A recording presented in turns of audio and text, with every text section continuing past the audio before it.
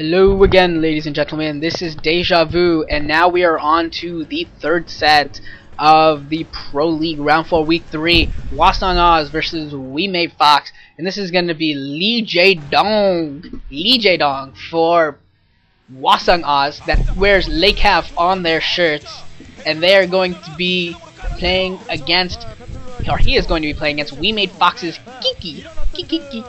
He's just always laughing. Keke. Alright, so, yeah, Jaedong doesn't really need an introduction, but I will anyways. Yeah, he's a pretty sweet looking dude, pretty sweet guy in general. And, do I even need to tell you that he's 80% in ZVZ? I mean, I feel like at this point anyone who's watching knows that he's just God at ZVZ, like, nearly unbeatable. He's won his last, let me count this, he's won his last 9, I think? 3, 4, 5, 6, 7, 8, 9, sorry, yeah, 9, yeah. He's won his last 9 ZVZs against any and all comers, everything from Luxury and Hero, Savior, Effort, Yarnak, etc. They all come and they all fall to Jaedong. And now, here we go, it's Battle Royale. We've got Jaedong in the bottom right, we've got Keke in the top left. Keke has a losing record versus other Zerg, so we'll see how he can do. And honestly, if it's one of the, I think what Oz has been doing is if Battle Royale is one of the first 3 maps, then Jaedong's on it. If it's the 4th or the 5th map, then he may or may not be on it. It varies if it's not, if it's in like the 4th or the 5th set. But if it's one of the first 3 sets, it's pretty much always Jaedong. And you know what? At this point, every other team in the league should know this and be like, oh, obviously Jaedong's going to be there. Why would we even waste our time throwing out a Zerg?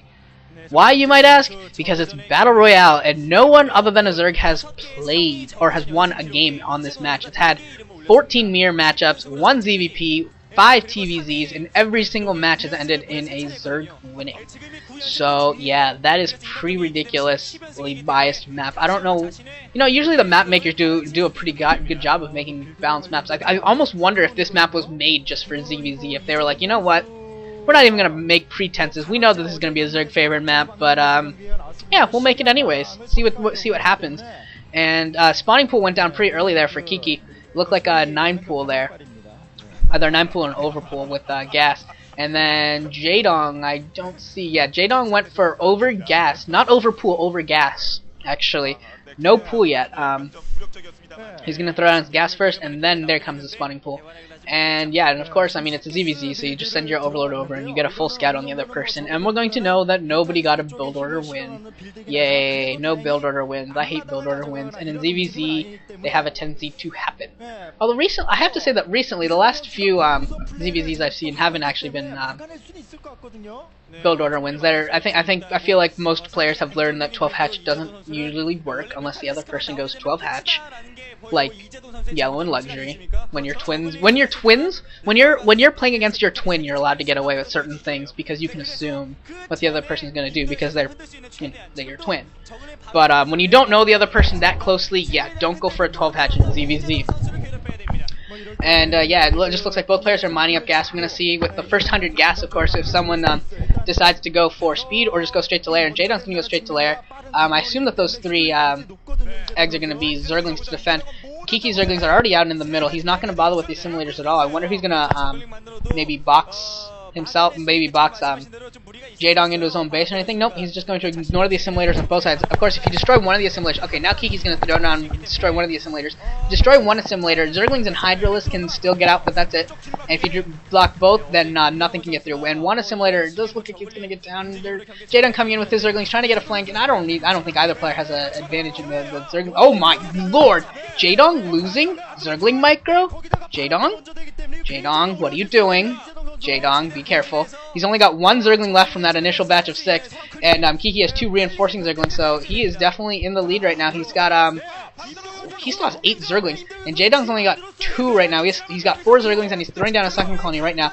How good is Jaedong's micro? It's pretty ridiculous, but is it good enough to beat this? Is it good enough? We will see right now. Zerglings moving in for Keke, and they're doing damage, and but the sunken colony does come up, and it does look like I have no idea.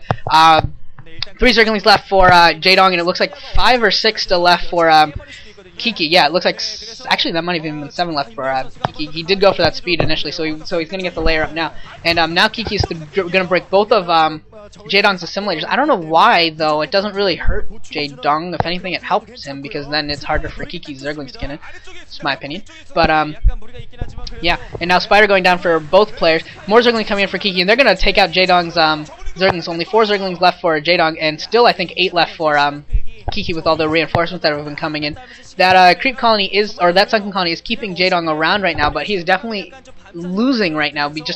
It almost looks like Keke is afraid to go in because he knows Jaedong's micro is so good, because he actually has an advantage in terms of Zergling numbers, but he's not engaging the Zerglings of Jaedong even when there isn't any sunken colony around, which I think is a mistake. I think this might be Jaedong's like deification has just pervaded through everyone's minds, and everyone's just so afraid of him. It almost seems like Keke's breaking that second assimilator, but what does it do for him? Now he can't get his own Zerglings in to harass Jaedong anymore.